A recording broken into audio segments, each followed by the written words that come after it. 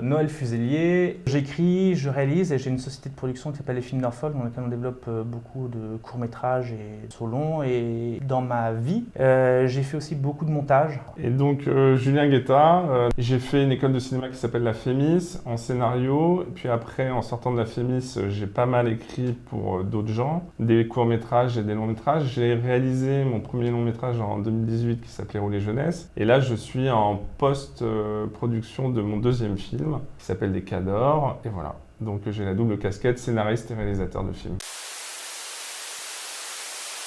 C'est Max de Mad Max. Il a toujours cette noirceur en lui j'adore. Walter White de Breaking Bad. Ouais, qui est d'ailleurs un peu similaire dans sa trajectoire. Ouais, on aime bien. On part d'un truc...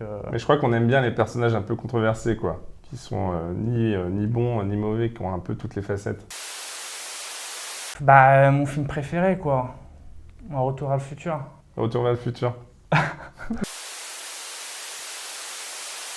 Une bonne histoire, une bonne histoire, une bonne histoire. Une bonne réalisation, une bonne réalisation, une bonne réalisation.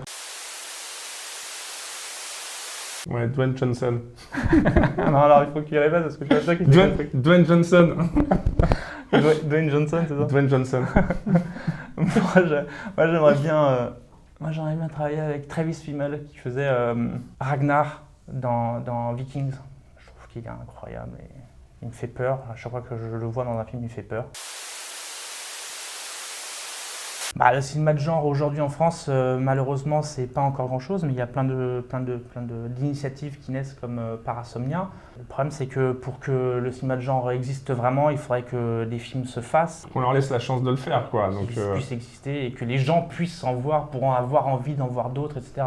Donc autant vous dire que le film de genre en France n'existe pas vraiment. Après il y a Julia Ducournau avec ses films là qui lancent, qui insufflent quelque chose de fort et ça donne envie de suivre son chemin. Donc ça c'est cool. Il faudrait que le public découvre ces films réellement et qu'il ait vraiment envie de porter un mouvement de cinéma de genre. Ça serait l'idéal.